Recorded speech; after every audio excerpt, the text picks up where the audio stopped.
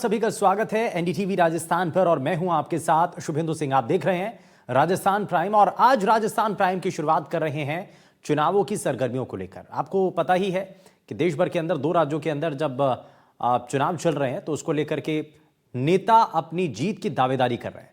महाराष्ट्र चुनाव को लेकर के कांग्रेस के राष्ट्रीय महासचिव सचिन पायलट ने आरक्षण को लेकर के बड़ा बयान दिया है।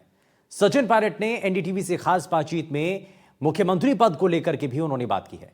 सचिन पायलट से बातचीत की हमारे संवाददाता राहुल कुलकर्णी ने। सचिन जी, मैं मानता हूं कि अभी भी क्योंकि मैं महाराष्ट्र पूरा घूम के आया हूं कि एमवीवी को एज है कंपेयर टू लोकसभा थोड़ा सा कम हुआ है। तो मुझे एक सवाल मन में आता है, क्या संविधान बचाव वाला मामला कोई रिलेवेंस रखता है स्टेट पॉलिटिक्स में? वो जो लोकसभा चुनाव था उसमें लोगों ने एनडीए को बहुमत नहीं दिया और इंडिया अलायंस को महाराष्ट्र में भारी बहुमत दिया।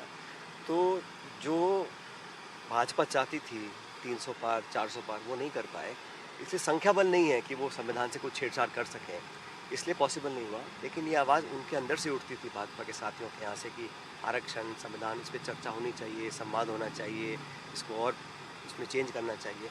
वो बातें अब उस पर विराम लग गया क्योंकि वो बहुमत उनको नहीं मिला और एक मिलीजुली सरकार बनी है। लोकसभा में किसी दल को बहुमत नहीं मिला, एक खड्डे जनादेश था। तो दो दलों का साथ लेकर सरकार बनी है।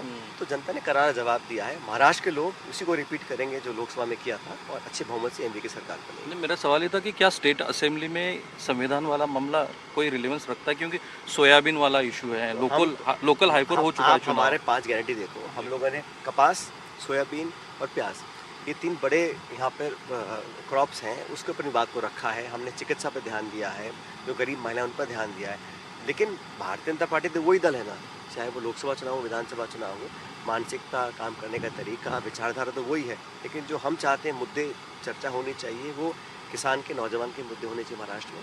आज भी जो योगी जी बोल रहे हैं, क्या बोल रहे हैं? वो नहीं कह रहे हैं मैंने यूपी में इतना विकास कराया, वो कह रहे हैं बटोगे तो कटोगे।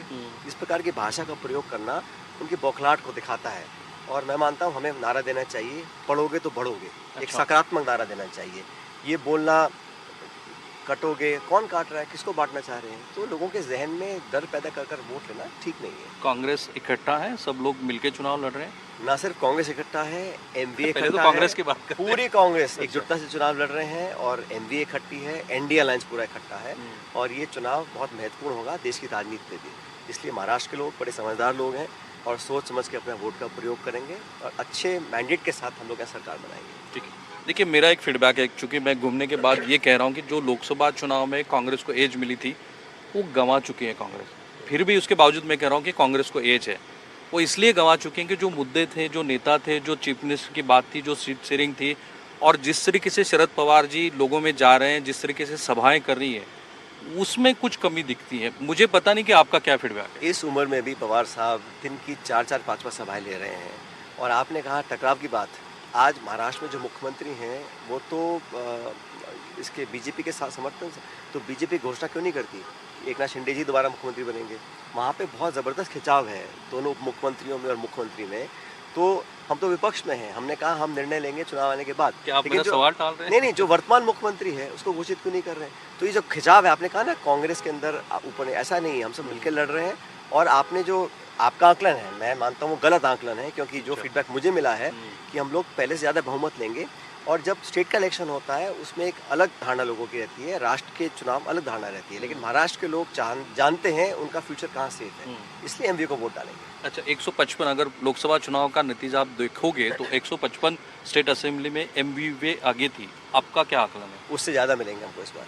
नंबर बताना चाहिए। यस, अच्छा कंफर्टेबल मैंडेट मिलेगा और जो हाफ ए मार्क है उससे ज़्यादा हम लोगों को सीट मिलेंगी। और मेरा ऐसा मानना है कि बीजेपी ने जो कोशिश की है कि जहाँ पे उनको लगता है कि हम लोग जीत रहे हैं, वहाँ उन्होंने छोटे दलों का उपयोग किया है, कुछ निर्दलीय खड़े किए हैं ताकि कांग्रेस के वोटों को नुकसान पहुँचा पाए। लेकिन मतदाता अपना वोट खराब नहीं करेंगे और एमपी अलायंस पार्टनर्स के कैंडिडेट्स को वोट डालेंगे। राइट, देख रहे हैं कि बीजेपी जो है वो धार्मिक ध्रुवीकरण पे लगी है, बटेंगे तो कटेंगे की बात है। फिर सज्जाद नोमानी वाला जो मामला है वो तो आपके खिलाफ जा रहा है।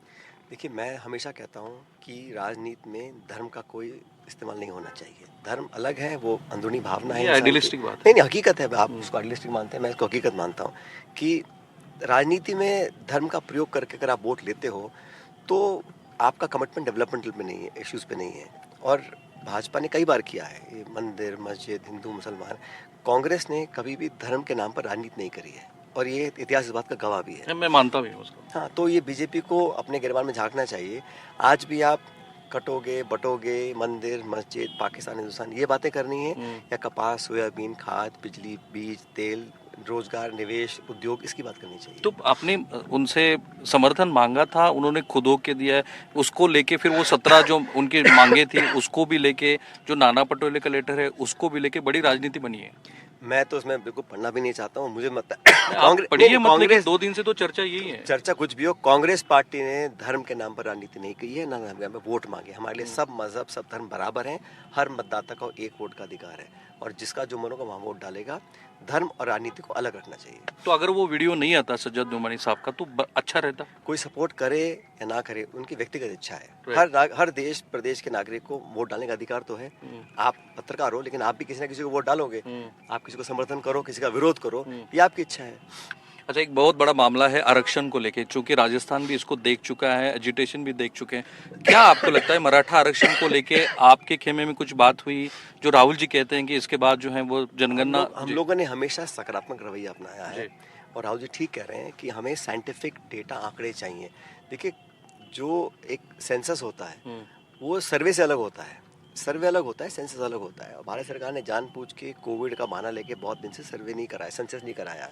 हम चाहते हैं कि जहाँ पर लोग आरक्षण के हकदार हैं, मापदंड को मीट करते हैं, संविधान में प्रावधान है, लोगों को मिलना चाहिए। अगर उसकी सीमा बढ़ानी है तो बढ़ाने में क्या नुकसान है? ये 50% भी तो ये मैन मेड लिमिट है।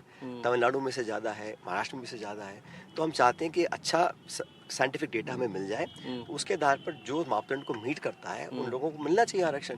और आरक्षण तो एक सपोर्ट सिस्टम है लोगों को आगे बढ़ाने के लिए, शिक्षा में, रोजगार में लोगों को आगे लाने के लिए। सबका बराबर का अधिकार है, जो उसको क्राइटेरिया को मीट करता है उसको मिलना चाहिए। जी, जो भी रिजल्ट महाराष्ट्र में आएगा, नेशनल पॉलिटिक्स पे इसका क्या असर होगा? पड़ेगा। महाराष्ट्र बहुत बड़ा स्टेट है, बड़ा इंपॉर्टेंट स्टेट है, और कांग्रेस पार्टी का तो जन्म महाराष्ट्र से हुआ है, मुंबई में। तो महाराष्ट्र बहुत महत्वपूर्ण है, ना सिर्फ हमारी पार्टी के लिए लेकिन देश के लिए भी। और मुझे पूरा विश्वास है कि यहाँ के लोगों ने जो मैंडेट लोकसभा में दिया था, उसी प्रकार का मैंडेट विधानसभा में देंगे। आजकल राहुल जी जो है ओबीसी की भाषा बहुत ज़्यादा बोलते हैं, वो कहते हैं कि अब वो पूरा मैं सुनाना नहीं चाहता। क्या आपको लगता है कि महाराष्ट्र में जिसकी भी गवर्नमेंट आएगी, खासकर एमयूए की जब आएगी, तब ओबीसी लीडरशिप हो सकती है? और आप राहुल गांधी जी ने दलित, आदिवासी, नौजवान, महिलाओं के बारे में बराबर बात करी है। तो ऐसा कहना गलत है कि वो किसी एक विशेष वर्ग पे फोकस करते हैं। हाँ, जो पिछड़ा है, जो लाइन में अग्रिम पंक्ति में नहीं है, उसको आगे लाने की बात वो हमेशा करते हैं। कौन मुख्यमंत्री होगा, कौन किस पद पर बैठेगा, इसका निर्णय चुनाव परिणाम आने के बाद होगा। और हमारे गठबंधन में हम बैठ के बड़े आराम, इत्मीनान से, बहुत फटाफट ये निर्णय कर लेंगे। मैं दोबारा कहता हूँ, जो सत्ताधारी दल है, आपको पता होना चाहिए कि शरद पवार जी ने एक फॉर्मूला बोला है, मेरे इंटरव्यू में उन्होंने कहा कि एक फॉर्मूला है कि जिसके ज्यादा नंबर आएंगे उसका चीफ मिनिस्टर बनेगा। ऐसा है, ये फॉर्मूला तो बहुत सारे बनते हैं, लेकिन हमने सैद्धांतिक रूप से तय किया था कि किसी को हम प्रोजेक्ट नहीं कर रहे हैं एज चीफ मिनिस्टर। हमारा गठबंधन बहुमत लेके आएगा, फिर आपस में बैठ के जो सबको एग्रीबल होगा उस पर हम निर्णय ले लेंगे।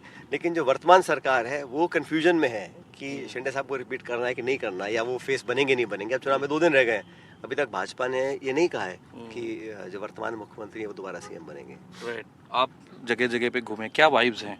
मुझे तो अच्छा ही लग रहा है, कार्यकर्ताओं में उत्साह है, और नौजवान लोग काफ़ी कांग्रेस और एमडीए के पक्ष में हैं, और किसान वर्ग जो बहुत परेशान है, आज डिस्ट्रेस में है, वो भी उम्मीद देखता है एमबीए से और कांग्रेस से। राइट, बहुत बहुत शुक्रिया सचिन। Thank you. तो ये थे सचिन पायलट, कैमरामैन निकेतन माने के साथ मैं राहुल कुलकर्णी, एनडीटीवी पुणे।